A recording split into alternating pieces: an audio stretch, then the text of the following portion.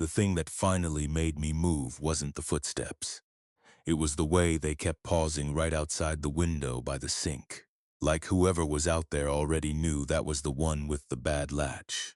I was standing in my socks on a braided rug I bought at a feed store in Libby, holding a flashlight in one hand and my truck keys in the other, trying not to breathe loud enough for whoever was outside to hear me.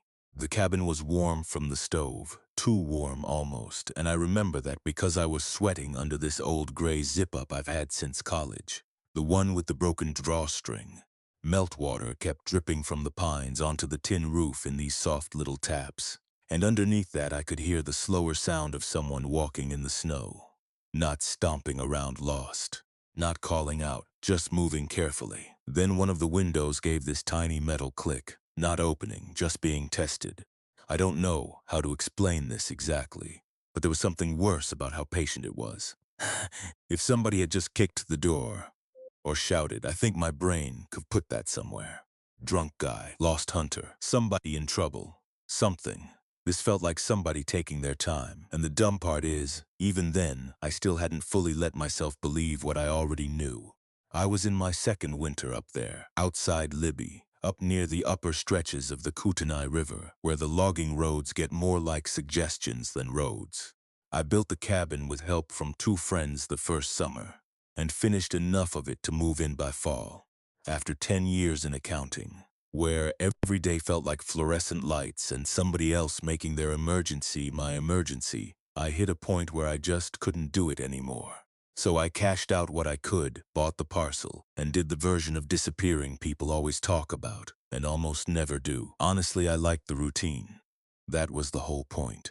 Haul water, split wood, check snares, keep an eye on the batteries, feed the chickens, try not to let little problems become expensive problems. I had this green notebook, cheap spiral kind, where I cataloged animal tracks around the property after fresh snow, date, species if I could tell, direction, how many any odd behavior.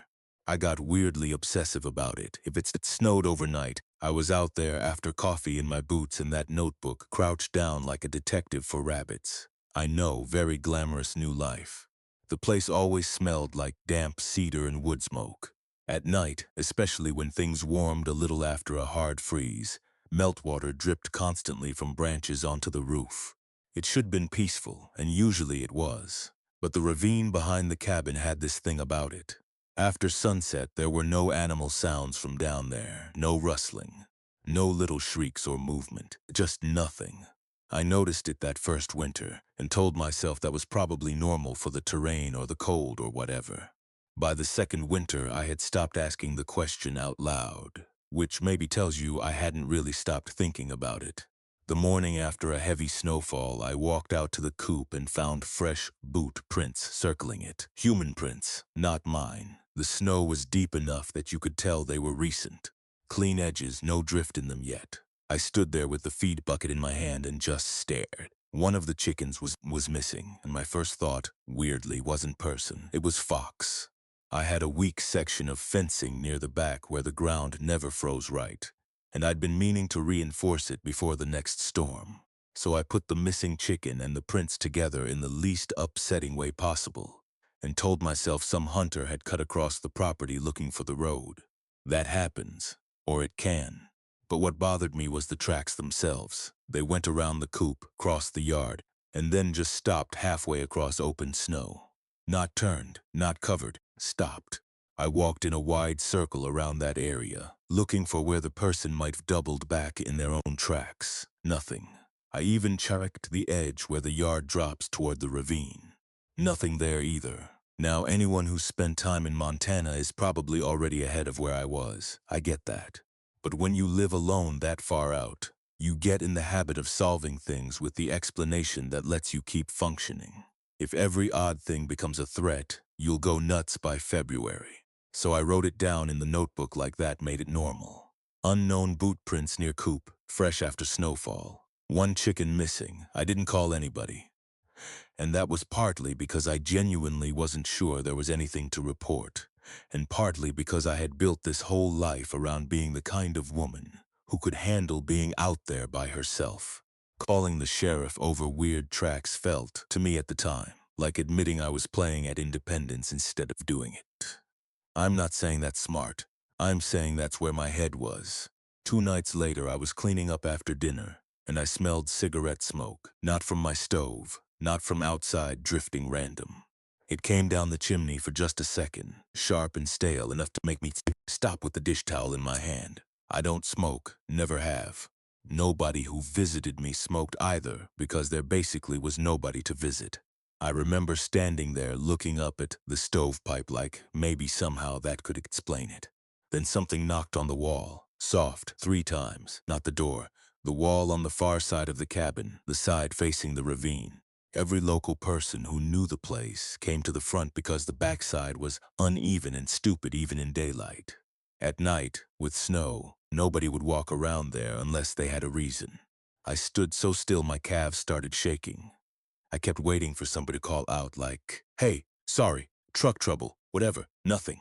Just the roof dripping and my own stove ticking then again. Knock, knock.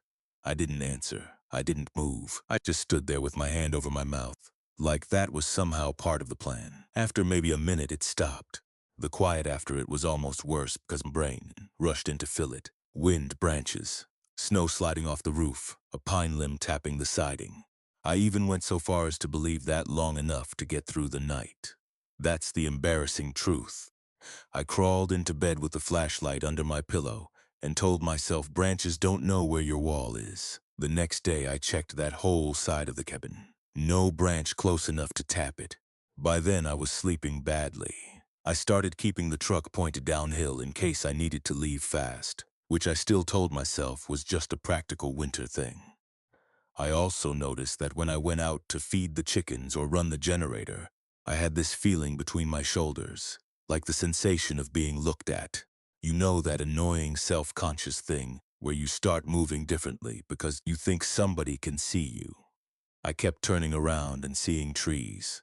A day after that, I went to refuel the backup generator. The shed was locked. I know that because I had to go back in the cabin to grab the right key off the nail by the door. I unlocked it, swung the door open, and immediately saw an open can of peaches on the workbench. Not empty, opened, syrup still in it. One of my spoons sitting next to it. For maybe 2 seconds, I actually tried to place whether I had done that and forgotten. That was how deep I was into wanting this to be my mistake. But I don't eat peaches in the shed. I don't even like canned peaches that much. And then I saw cigarette ash on the concrete floor. Gray ash, crushed under a boot. I was still staring at that when I noticed the muddy prints. They led from the back corner of the shed toward the open door, and then out into the trees behind it. That's when my body finally got there before my mind did. My hands went clumsy. I dropped the gas can, I remember that so clearly. The bright, stupid glugging sound of fuel splashing onto the floor while I backed out of the shed. I shut the door even though that made no sense and locked it again like I was locking someone in, not out. I should left right then. I know that now. Instead, I stood in the yard in full daylight, heart hammering so hard my vision kept jumping, and tried to make one last reasonable story out of it. Some transient. Some hunter using the shed for shelter. Someone stealing food who'd move on if I made noise and kept the place lit. Not somebody focused on me. Not somebody watching me. At dusk, I was on the porch with a flashlight, pretending I was just bringing in kindling, when I looked across the ravine and saw someone sitting on a fallen tree. Just sitting there. Motionless. The person had orange hunting gear on, enough of it that the color showed even in the fading light. They were on the opposite ridge where the ground opens for a second between the pines. Anybody normal would have waved or raised binoculars or done something human once they knew they'd been seen. This person didn't. I lifted the flashlight and hit them with it. They slowly ducked down below the ridge, not startled, not in a hurry, just dropped out of sight. That was the moment the whole thing stopped being a collection of weird details and became one continuous fact. Somebody was there. Somebody had been there more than once. Somebody was close enough and comfortable enough to sit and watch my cabin at dusk. I went inside, shut the door, locked it, checked every window, and finally grabbed the phone. And then I just held it, because what was I going to say? Hi, I live alone 6 miles from anyone, and there was a guy in orange sitting near my ravine, and also maybe he ate peaches in my shed. I hate admitting that part, but it's true. I hesitated because I didn't want to sound paranoid. I didn't want some deputy hearing the city girl who moved to the woods and couldn't handle a weird night. That mattered to me more than it should have. I never got the call made. Full dark came down, and maybe 20 minutes later I heard footsteps in the snow. Not one side, all the way around. Slow, deliberate, crunch, pause, crunch. A hand touched the window by the sink, then the one by the table, then the small one by the loft ladder. Each one got the same little pressure, just enough to test the frame. No voice, no knocking now. Just checking. I grabbed the emergency tote I kept by the pantry. Flashlight, lighter, first aid kit, extra gloves, the cash envelope, all of it. I put on my boots without tying them right. My fingers would not work. I killed the main lamp, so the cabin went mostly dark except for the stove glow. Then I slipped out the back toward the truck. It was parked where the road dipped away from the cabin. I got in, shoved the key in, and started it without headlights. Snow squealed under the tires as I rolled down the first part of the drive, trying not to gun it, trying not to slide into a ditch before I even got clear. I told myself do not look back, which obviously meant I did. The cabin was lit from inside by the lamp I'd left near the stove, and somebody was standing in the doorway watching my truck go. I had locked that door myself maybe 30 seconds before. I don't remember the next few miles in any clean order, just pieces, the steering wheel jerking in my hands, branches scraping the truck. My mouth so dry I kept swallowing nothing. At one point I realized I was crying and hadn't noticed when that started. I drove with the lights off until I hit the wider logging road, then switched them on and just went. 30 miles south felt like 300. Every curve looked blocked. Every dark shape between the trees looked like a person stepping out. I made it to the sheriff's station in Libby sometime after midnight, covered in mud from the truck and still wearing one untied boot. Deputies went back out with me after daybreak. They found prints around the cabin and near the shed, but the fresh snow and my own tracks and their tracks turned it into a mess fast. Nothing usable in the way people on TV mean usable. The shed had been entered. The peaches were mine. The cigarette ash wasn't. They checked the ravine, the road, the tree line. They never found the person in orange. They never found anyone, period. I stayed with a woman in town for a few days, then with my sister for a while after that. I went back to the property a couple of times during daylight with people I trusted and got what I needed. After that, I couldn't do it anymore. I sold the place within 6 months and lost money on it, which at the time felt like the least interesting thing I'd lost. I still sleep lightly when wind picks up. If branches scrape against siding during a storm, I'm awake before I even know why, and I still think about the parts that don't fit. Not just who was out there, because obviously I never got that answer. It's the routine of it, the timing, the way whoever it was seemed to know when I checked the generator, when I fed the chickens, where the bad window latch was, which side of the cabin nobody would approach from unless they already understood the layout. That's the part I can't set down.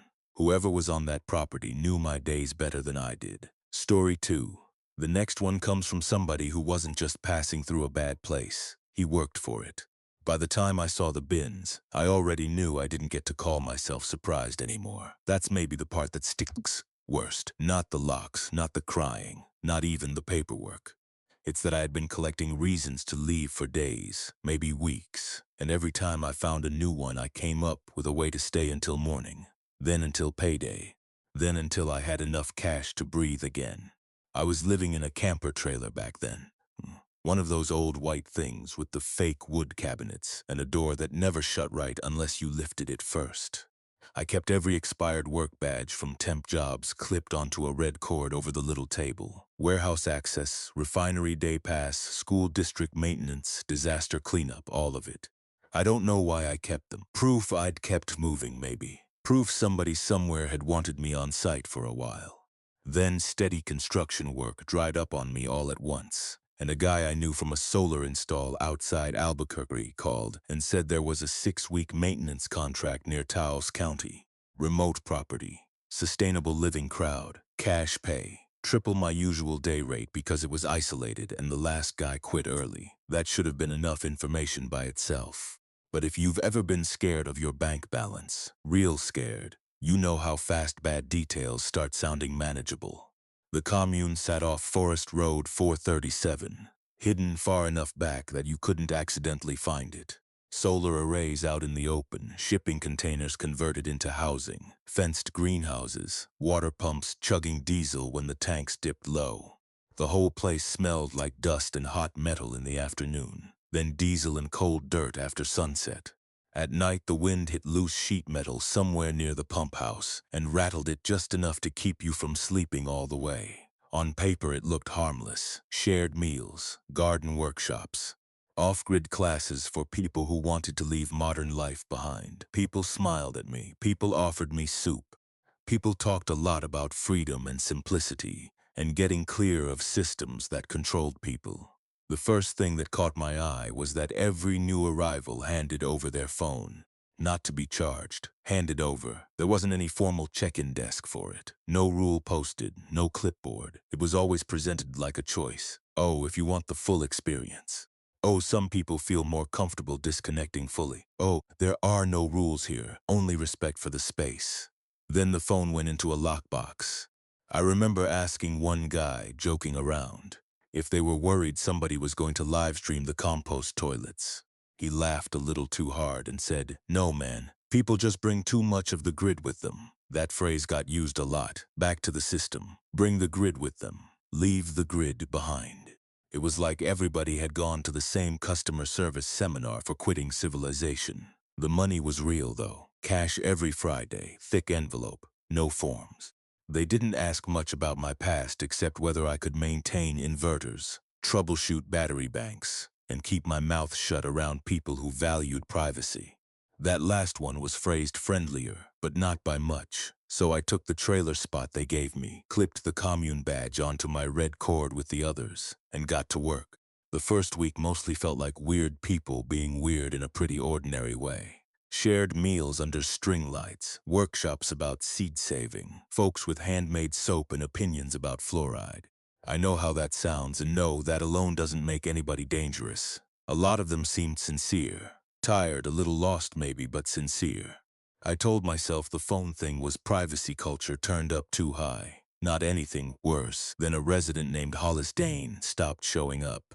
I knew Hollis mostly from the workshop because he had this habit of humming under his breath while sharpening tools, same tune every time, and because he had forearms like somebody who'd worked real labor most of his life. He ate with everybody, did greenhouse rotations, kept to himself otherwise. Then one day he wasn't at breakfast, then he wasn't at dinner, then he wasn't assigned to anything. I asked about him on day 3 because by then it was noticeable, and one of the leadership people, a woman named Celine with a calm voice that made everything sound pre-approved, just said Hollis decided to go back to the system. Exactly like that. I heard the same line again from a guy in the machine shed later that afternoon. Hollis went back to the system. And again that night from somebody carrying buckets to the wash station. He just went back to the system, word for word. You ever hear 3 unrelated people repeat a sentence that clean, and it kind of lands wrong in your stomach before you know why? That was it. Still, I let it go, mostly. What stopped me from fully letting it go was Hollis's stuff. His tools were still hanging in the workshop, laid out how he kept them. Gloves on the peg. Old level with his name scratched into the side. Maybe he planned to leave fast, I told myself. Maybe they mail things later. Maybe. The next partial release came when I convinced myself that this was one missing grown man at a transient community. People leave places, it happens. I took comfort in that explanation long enough to keep working. Then the greenhouses started bothering me. There was one compound behind extra fencing, separate from the others, and I was told more than once not to enter it at night. Daytime maintenance only. If I needed access after dark, I had to get one of the security volunteers to escort me. They said there were vulnerable people sheltering there temporarily from federal authorities. Undocumented migrants, basically. That explanation sat in a morally awkward place where questioning it made you sound like the bad guy, which I think was the point. I told myself, okay, maybe they really are helping people stay hidden. Weird setup, but not automatically evil. One night during rounds, I was near that fence line checking a pump feed when I heard crying, not loud. more like somebody trying hard not to be heard. Then the generator noise kicked up all at once, louder, drowning it. I stood there with my flashlight hanging stupid at my side, waiting for my brain to make the scene simpler than it was. Maybe a radio, maybe somebody upset and getting privacy. Maybe the generator timing was coincidence. Then one of the volunteers came around the corner and asked what I was doing over there. Friendly voice, flat eyes. I said pump check. He said good, then let's keep to the lit paths. By then I had also noticed that whenever people said somebody had gone back to the system, they used the exact same tone, like repeating something they'd learned not to question. I heard it from 3 different residents in 3 separate conversations over 2 days, and every time it felt less like community language and more like a tag on a file. I should have left then too. Instead, I stayed because every Friday the envelope got thicker, and because I had bills stacked in my trailer in a rubber-banded pile that represented the whole rest of my life. Lose this job and I was back to calling people who already weren't calling me, so I kept telling myself somebody else would act if there was something truly wrong. Somebody with authority, somebody less broke, somebody who hadn't already gotten comfortable looking the other way. That sentence right there is the ugliest truth in my whole story.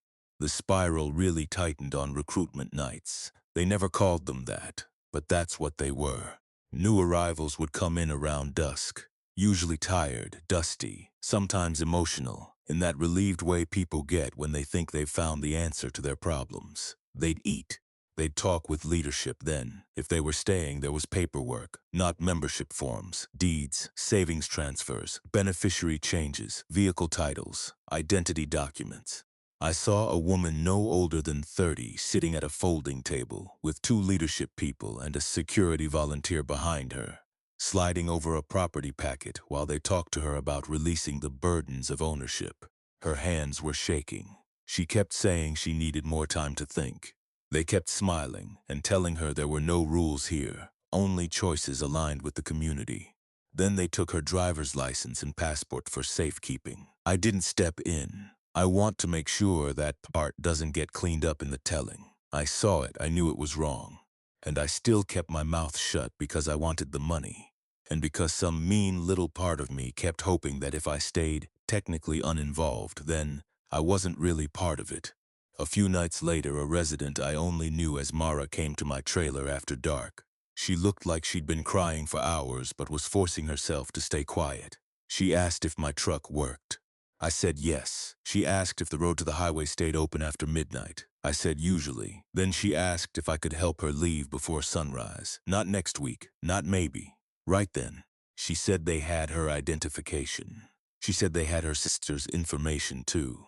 She said once you signed enough over, they started talking about who was ready to relocate to a partner site. Partner site, like they were moving inventory.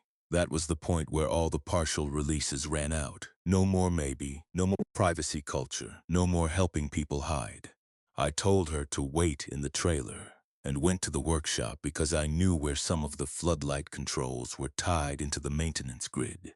There was a dust storm starting up, real fine grit already needling through the air, and the wind was strong enough to help cover noise. I cut power to the perimeter lights section by section. Not enough to black out the whole property at once, just enough to create confusion. Then I went looking for the lockboxes. I found something worse. There were storage containers behind the equipment lane, ones I'd never had access to because supposedly they were for seed stock and spare panels. One of them was already cracked open a few inches. I slipped inside with my flashlight covered and saw rows of labeled bins stacked floor to ceiling. Passports, licenses, property records, social security cards, birth certificates. Folders on folders with names and intake dates. Some went back over 8 years. 8. Not one bad season. Not one desperate experiment. Years. Dozens of people. That was the moment whatever comfort I'd been taking in calling this a strange job died completely. Because a thing like that does not happen by accident. You don't accumulate that much paperwork from that many people unless taking people's lives apart and storing them becomes part of the system. Mara was supposed to meet me by the truck, but 2 of the security volunteers intercepted us near the exit road when the floodlights died all the way on the west side.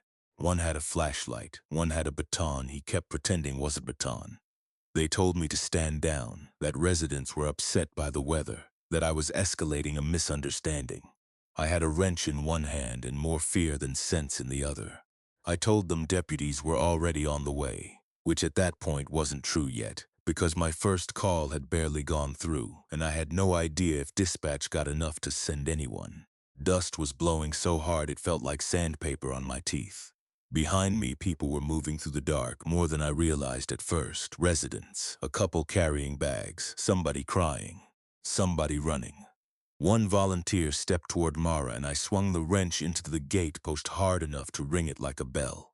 I told him he was not taking one more person's keys, papers, or body anywhere. That finally turned it from controlled weirdness into a real confrontation. Shouting, flashlights jerking. One volunteer grabbed my shoulder. I shoved him off. Another resident came out of nowhere with bolt cutters, and then headlights showed at the road bend. Deputies, actual deputies. I have never in my life been happier to see law enforcement, and that's not a sentence I use casually.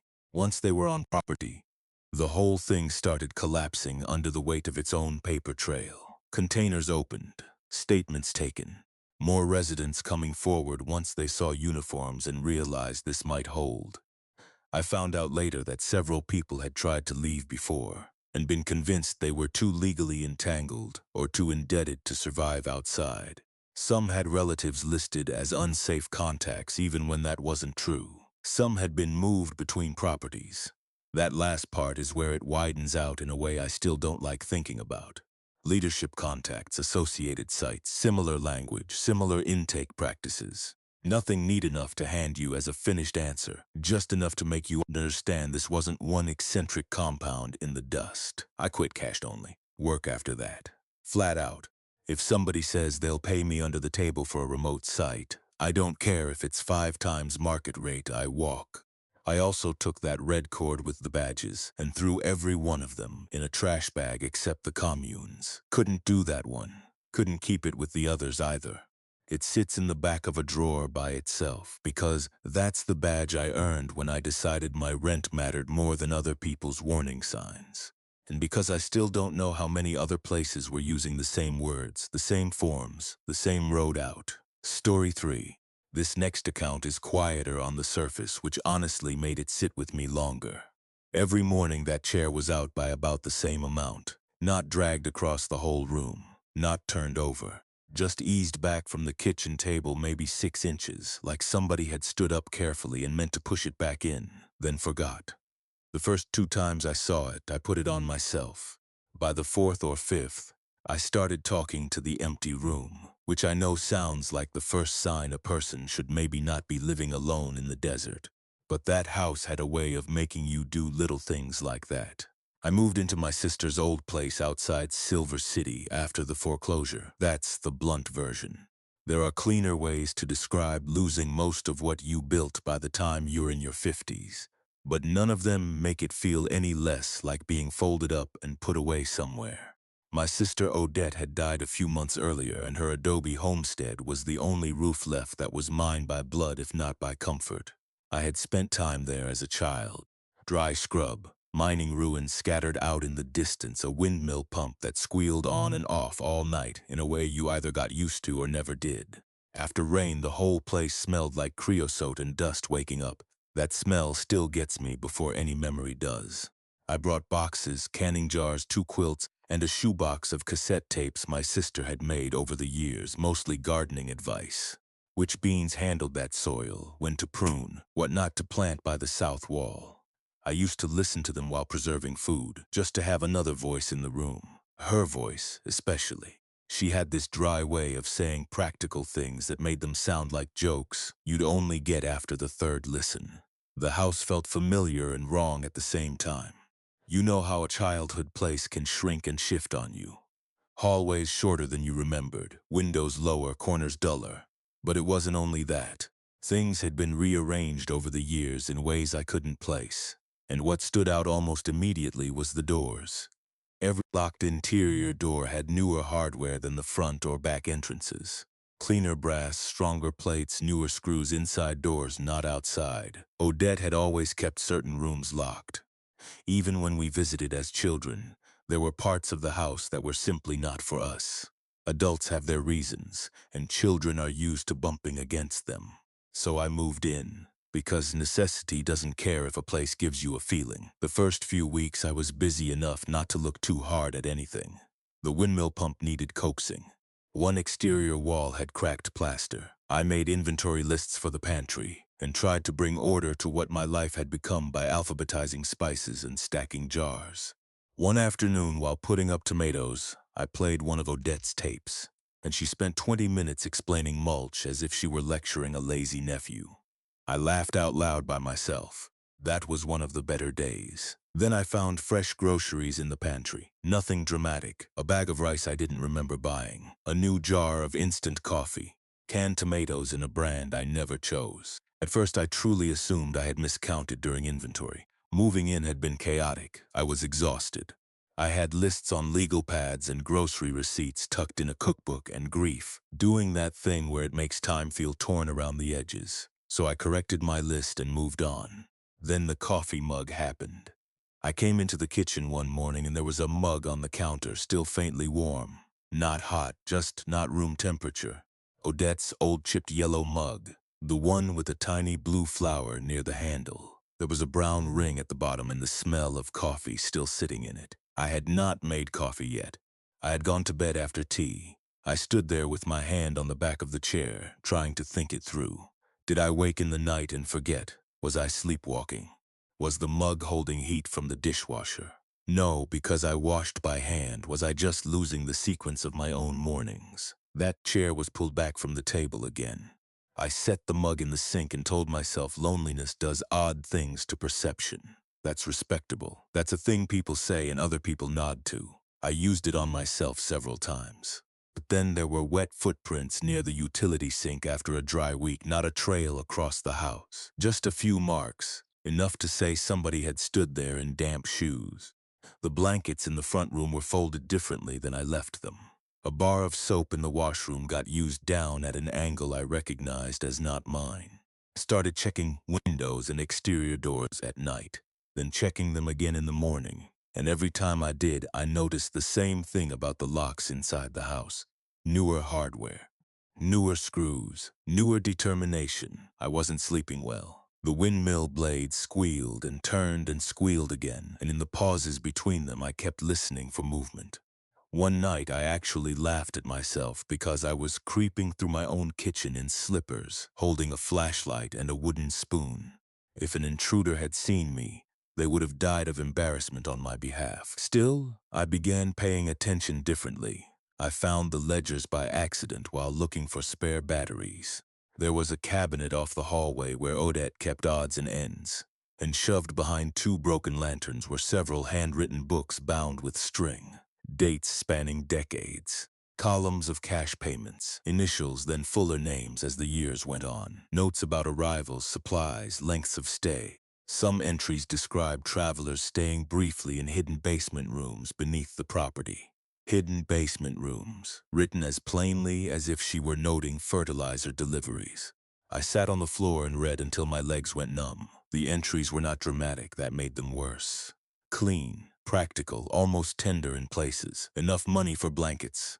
Enough food for 3 nights. South route not safe. Child with fever. Boots exchanged. Keep lights out after moonrise. There were references to roads and washes and people waiting for weather. My sister had not been renting storage, she had been running something. By then, I had also noticed the kitchen chair thing so often that it became part of my mornings. And that is a strange sentence to write, but there it is. The ordinary can absorb almost anything if it arrives slowly enough. I would get up, feel the dry cold of the tile under my feet, hear the windmill squealing beyond the walls, and before I even put the kettle on, I'd glance at the chair to see whether it had moved again. It usually had. The locked interior door was at the end of a short hall, near what had once been a sewing room. I had passed it 100 times as a child without caring. As an adult with the ledgers in my lap and a yellow mug in the sink that I had not dirtied, I finally cared enough to pry it open. The hardware was newer than everything around it, just like the others. Better deadbolt, fresh plate. Somebody had made sure that door mattered. It took me most of an afternoon and more anger than strength, but I got it. Behind it was a narrow staircase going down. The air changed immediately. Cooler, stiller. With that preserved underground smell of dust and old blankets and canned food. There were furnished quarters beneath the house. Bunk beds, shelving, medical supplies, water barrels. A hot plate, a stack of folded clothing, more preserved food than one person would keep as a hobby, and prescription bottles with dates from only months earlier. Months after my sister had supposedly been too sick to manage her own stairs reliably. I sat on the bottom step for a long time because my body didn't seem ready to join what my mind had already understood. This was not a childhood house with secrets in the abstract. This was infrastructure. Purpose-built, used recently, cared for. I finally asked a neighbor about Odette, not directly at first. Just small questions about who had helped her toward the end, who checked on her, whether many visitors came through. People in that part of Grant County tend to speak in circles when the center of a thing has been agreed on for years. But eventually, one older rancher looked at me in this tired, measuring way and said, "Your sister did what she thought was right for people crossing through.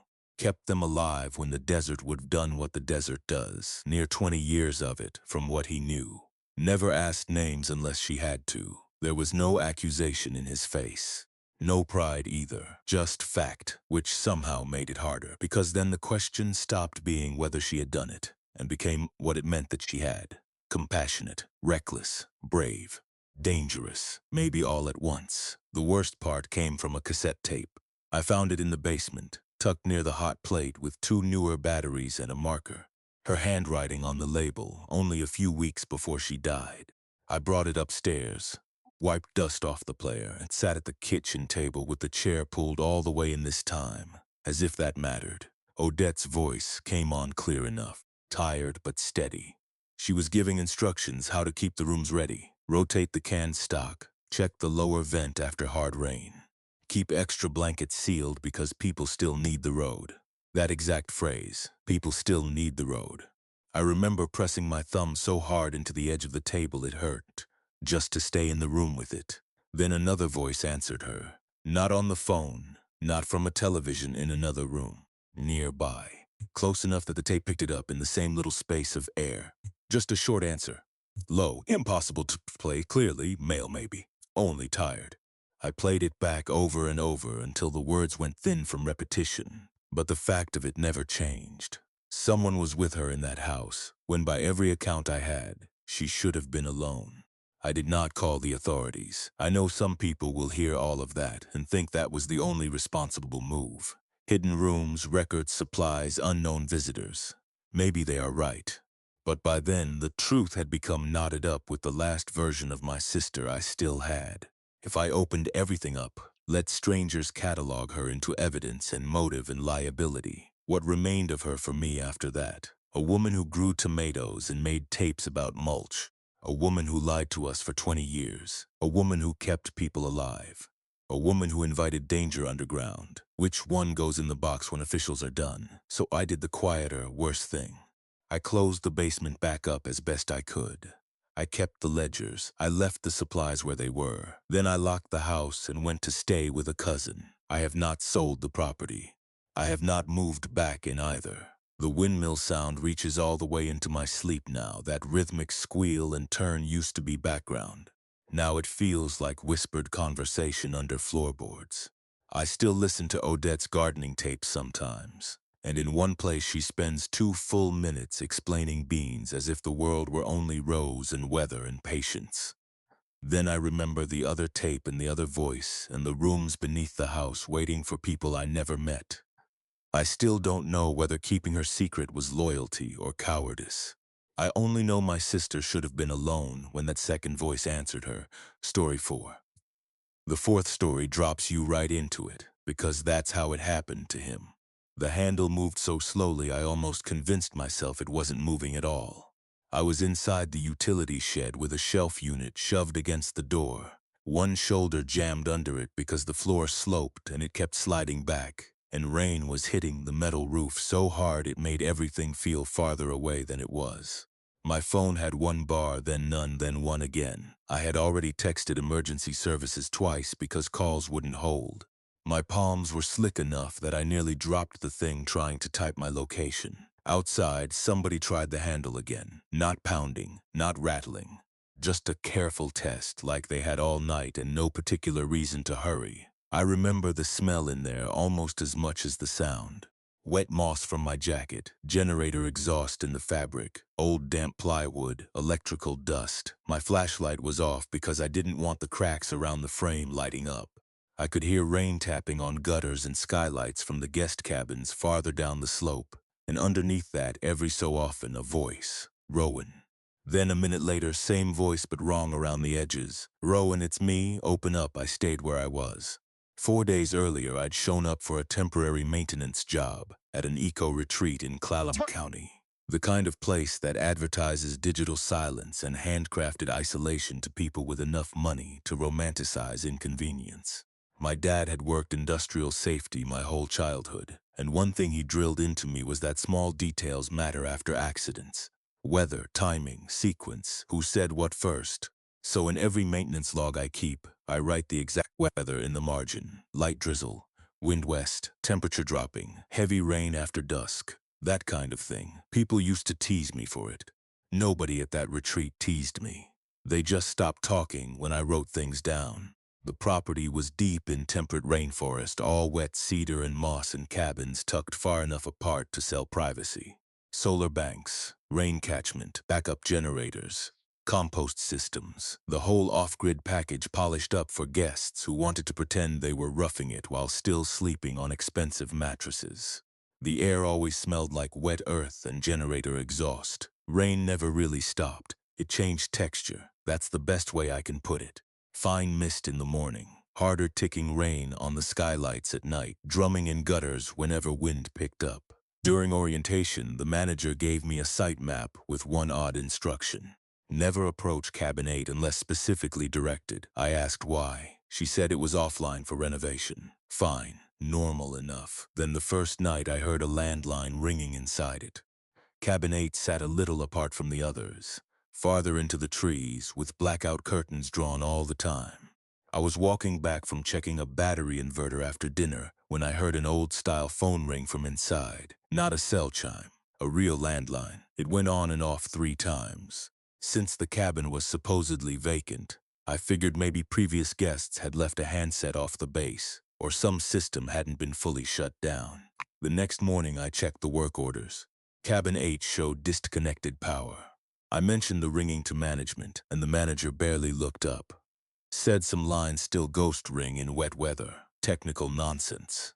Not how those systems were wired there, and she knew I knew it. But I let it sit because seasonal work that pays enough to chip away at debt is not something you mouth off around on day 2. That was the first absurd explanation I accepted because I needed the job. The retreat had all these rules for guests about silence and boundaries and reconnecting with natural rhythms. Staff followed a different rule, which was, don't put anything about cabin 8 in writing. I noticed that pretty fast. People would mention other cabins by number in texts and notes and radio calls. Not 8. If they had to reference it, voices dropped. A cleaner named Tasha actually lowered her voice in the laundry room, just to say, if they ask you to take linens there, tell them you need a second person. I asked why. She looked at the doorway before answering and said, don't answer knocks after midnight. Then she went right back to folding towels like she hadn't said anything. Food deliveries showed up nightly outside cabin 8. I know because I did the inventory run from the supply shed and started noticing a second stack of meal crates disappearing even when occupancy reports claimed no guest in that unit. Soup, bread, fruit, bottled water, once a whole bag of pharmacy items. When I asked the kitchen lead, he said management wanted emergency stock preposition for storm closures.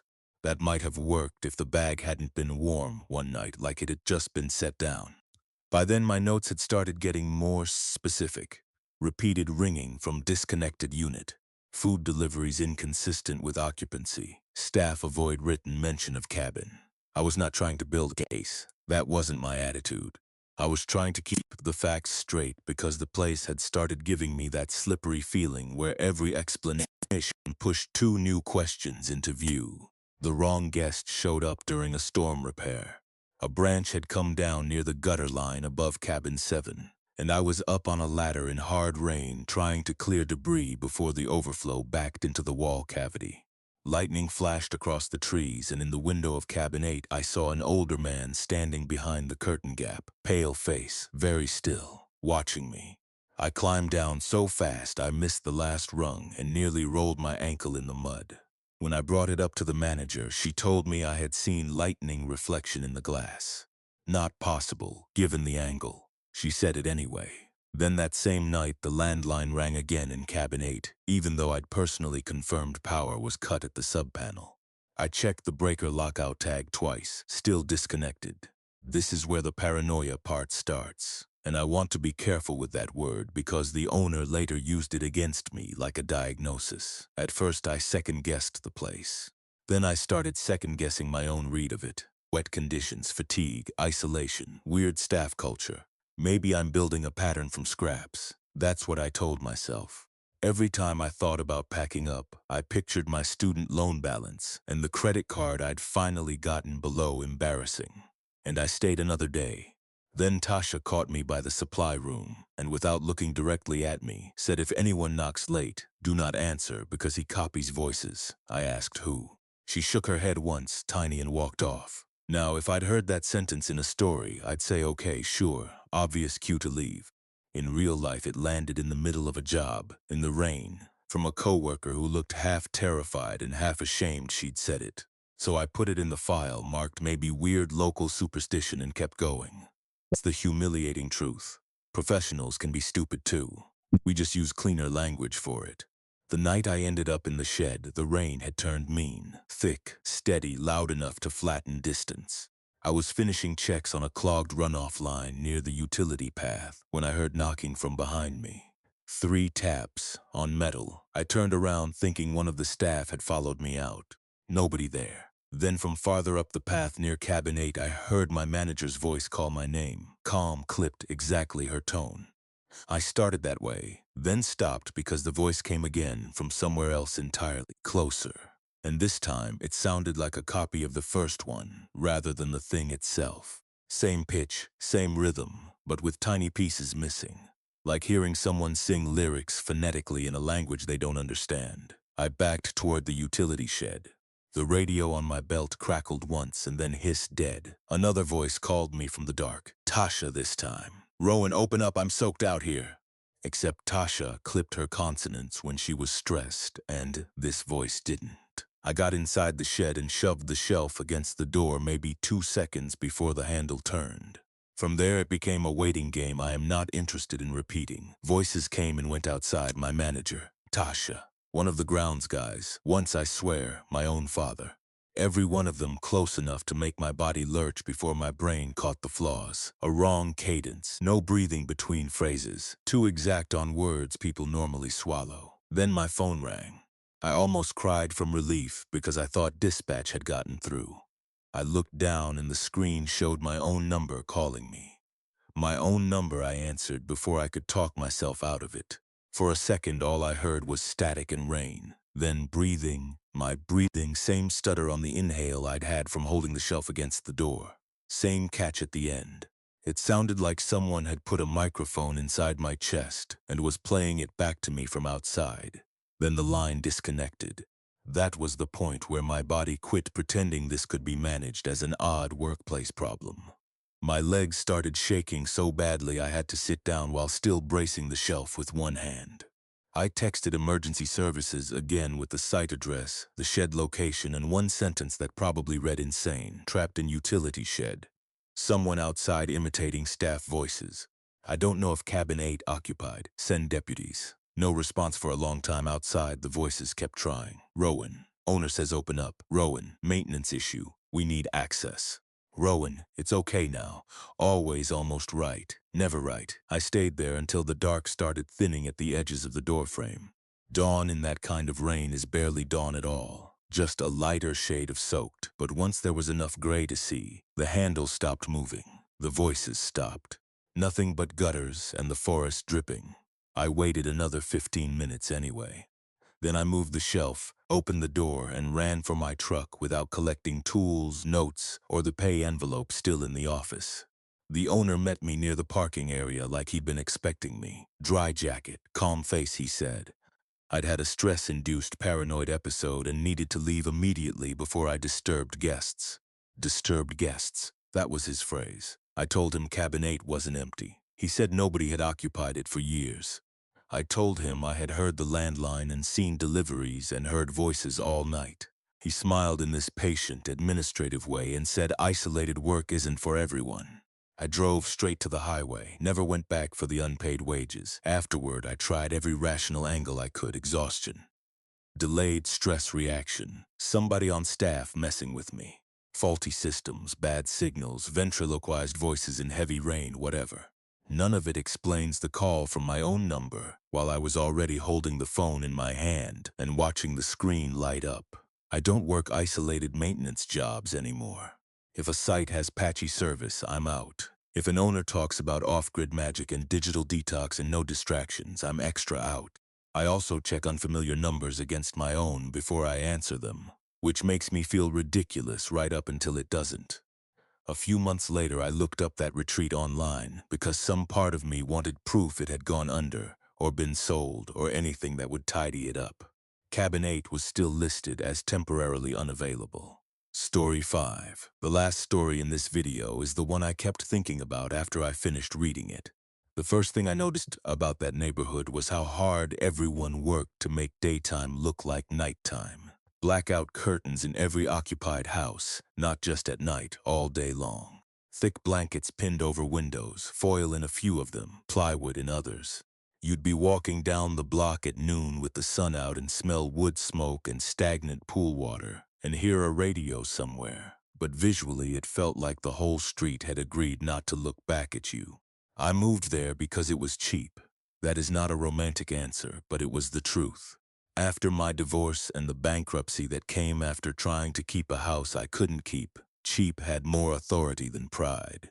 The rental was outside Akron in a half-collapsed suburb, where a bunch of people had disconnected utilities over the years and started living what they called independently. Rain barrels, generators, shared fuel runs, wood stoves, barter boards. Half the neighborhood felt abandoned, half stubbornly occupied. I am not good alone. Never have been. Silence in a house expands on me. So even though the place looked rough, I liked that there were people around. People on porches, people trading canned goods, people who still knew which houses were lived in. One of my first neighbors was an elderly woman named Mrs. Palmer, who gave me a jar of pickled beans and in the same conversation told me never to leave my porch light on overnight. She didn't explain why. She just said it like advice you'd give about black ice. I collected handwritten recipes back then. Little cards from older neighbors, scraps torn from notebooks, whatever people would give me. I taped them inside the kitchen cabinets. Chicken paprikash from one woman, vinegar pie from another, a soup recipe written in green ink by somebody whose hand shook halfway through the ingredient list. I think I was trying to build a feeling of belonging out of paper. The first wrong note was the symbols, small handmade marks painted near the mail slots on several occupied homes.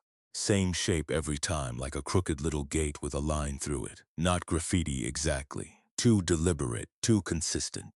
I asked around and somebody told me it probably marked houses participating in barter exchanges or generator sharing. That made enough sense that I didn't push. In a place where formal systems had half fallen apart, people developed local shorthand. Fine. There were other odd things you could almost file under local custom. Generators shutting off in exact sequence at midnight, one after another down the block like someone conducting them.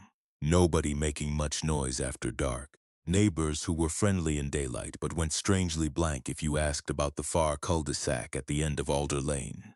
That cul-de-sac had occupied houses. Curtains moved, chimneys smoked.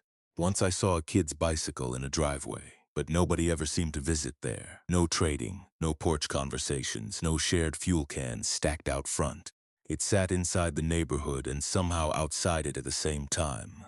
At first I was relieved by how quickly people accepted me. A man across the street helped me rig a better rain barrel setup. Mrs. Palmer added me to a fuel run. Somebody left tomatoes on my steps. When your life is just broken apart, even modest kindness lands big. So when one or two isolated residents tried to warn me in sideways ways, I did what desperate people do. I heard them without really hearing them. One man whose house sat nearest the ignored cul-de-sac told me the neighborhood had committees for everything now. He laughed after he said it, but there wasn't any humor in it. Another woman said if anybody asked too many questions about my wiring, I should answer vaguely. I smiled and changed the subject because I wanted very badly to believe I'd finally found an affordable community willing to take me as I was. I became local by increments. Learned whose generator needed a manual choke. Learned which pump still worked if the main grocery run got delayed. Learned that if the wind rattled the loose aluminum siding on the empty duplexes hard enough, dogs 2 streets over would start barking in order, one after another. Those details made the place feel knowable. Then I noticed nobody ever visited that cul-de-sac even when there were obvious reasons to. A package sat on one porch all day, and nobody brought it in. A car had a flat tire for a week. Smoke came out of one chimney and still no one stopped by. In neighborhoods like that, people notice everything because they have to. The lack of attention looked deliberate. I asked a neighbor directly at one point and got my first false resolution. He said the symbols marked houses with unstable wiring after utility shutoffs, and the cul-de-sac had older lines people didn't trust, so folks kept their distance. Fire risk, liability. He explained it in such normal, practical language that my shoulders actually dropped, of course. Finally, a boring answer. The best kind. I accepted that explanation. For a while it held. Then one family moved away from a yellow house near the bus stop, and within 2 days the same symbol appeared fresh by their mail slot, even though they'd never had one before. Not faded old paint. Fresh. I could smell it walking past. That bothered me enough to start paying attention to which homes had symbols and when they appeared. Not in a dramatic investigator way. More in a divorced woman with too much time and insomnia kind of way. I was already up at midnight, hearing the generators shut off in exact sequence. Then the next, like a neighborhood holding its breath together. So I started making little notes on envelopes and receipts. Around then I saw the Sunday night meetings. Blackout evening, no moon worth much, and I couldn't sleep because wind was worrying the siding and making the whole house tick. I looked through a gap in the curtain and saw neighbors gathering silently in the cul-de-sac around one specific garage. No lawn chairs, no music, none of the loose social feel of daytime exchanges. They stood close, talked in low voices. People arrived in pairs and singles and disappeared into the garage or stood just outside it waiting. The next afternoon, a teenage boy from 2 houses down, one of those kids old enough to look exhausted all the time, asked me if anyone had talked to me about my property yet. I said, "What do you mean?" He said, "Don't let them vote on your house." Then he walked away before I could ask anything else. That sentence sat in me like a swallowed stone. From there, the second climb started. The false explanation about wiring no longer covered the symbols. The cul-de-sac was no longer just a place people avoided. It was where they met. And the boy's wording was so casual it implied a process already known to everyone except me. Still, I did not pack. That seems insane in hindsight. But if you are hearing the word vote and seeing neighbors share soup recipes and extension cords in the same week, your brain keeps trying to split the difference.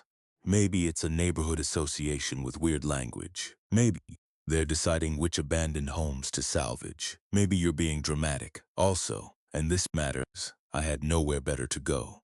Cheap housing you can actually keep is a narcotic when you've been priced out of your own life. I kept collecting recipes. That part embarrasses me more than it should. As if handwritten instructions for cabbage rolls proved I was accepted. As if being handed a family pie crust formula meant nobody on the block would ever quietly rank whether my house should stay standing. The notebook came from my rental listing folder. I was looking for the original maintenance agreement because the landlord had been vague about replacing a back window. And tucked into the folder behind appliance notes was a thin black notebook I had never seen before. Inside were property maintenance schedules, resident names, notes on fuel capacity, roof condition, occupant reliability, barter usefulness, family connections, health issues. Not always full names, but enough. A community inventory written in one person's neat, controlled hand. Then the categories got worse. Worth preserving, watch. No resources, vacant pending. Not preserving. My address had a date beside it 3 weeks away. I sat on the kitchen floor with that notebook open and the cabinet above me hanging half ajar, recipes taped inside, fluttering a little from the draft. There's a point where something stops feeling suspicious and starts feeling administrative, and somehow that is more frightening. This wasn't random gossip or ugly neighbor drama. It was scheduled, evaluated, reviewed. For about 10 minutes, I told myself the best possible version. Maybe preserving meant who got help in an emergency. Maybe not preserving meant structures too damaged to save. Maybe the date by my address was an inspection. That was my last serious effort to make it harmless. Then I started checking the addresses. Every house marked not preserving had within months suffered something that made it disappear from the neighborhood. Fire, condemnation, sudden departure. One was boarded after a burst pipe during a cold snap that nobody had helped with, even though everyone on that block shared generator tips like scripture. Another had an electrical blaze people still talked about with a too-rehearsed sadness. A third belonged to a man I had been told just moved on, except a neighbor once mentioned seeing his furniture still inside after he supposedly left. I went street by street with the notebook in one hand and my own memory in the other until the pattern became impossible to soften. My house was next in sequence. That was the real peak for me. Not because anyone was in the room, not because somebody threatened me directly, but because the neighborhood I'd been trying so hard to join suddenly rearranged itself into a machine with my address already fed into it. I did not confront anyone. I did not ask Mrs. Palmer what the porch light rule really meant. I did not take the notebook to the Sunday meeting and demand an explanation. Maybe that sounds cowardly. Maybe it was. But there are kinds of wrongness that get more dangerous the moment they know you have seen them. So I packed before sunrise. Not neatly, not everything. Just the important parts and the parts I could carry fast. Clothes, paperwork, charger, 2 boxes from the cabinet, the notebook, and my cat in a laundry basket because I couldn't find the carrier. The neighborhood was dead quiet in that particular pre-dawn way where even generators sound muffled. No porch lights, no movement behind the blackout curtains. My own breath looked too loud in the cold. I left the key on the counter and drove out without informing the landlord or any neighbor. Once I got to the highway, I expected some huge rush of certainty. Instead, I just felt stupid and shaky, and half convinced I had blown up the cheapest workable living situation I'd had in years over a notebook I might have misunderstood. That lasted until later, when I went back through the addresses again and again, and the same pattern kept answering me. I never learned who kept the notebook, never learned whether the Sunday meetings were mutual aid planning warped by fear, or something more organized and uglier, using collapse language as cover. That's what bothers me most, actually. The motive.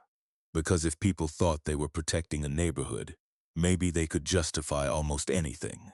And if they knew exactly what they were doing, that is worse in a cleaner way. I still tense up when neighborhood associations start talking about protecting property values.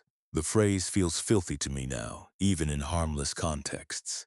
I also threw away every handwritten recipe I collected there except one, a soup recipe with no name attached, because it felt wrong to keep the others after I understood they might have been part welcome, part inventory. I still don't know if they were trying to save that neighborhood or decide who got erased from it.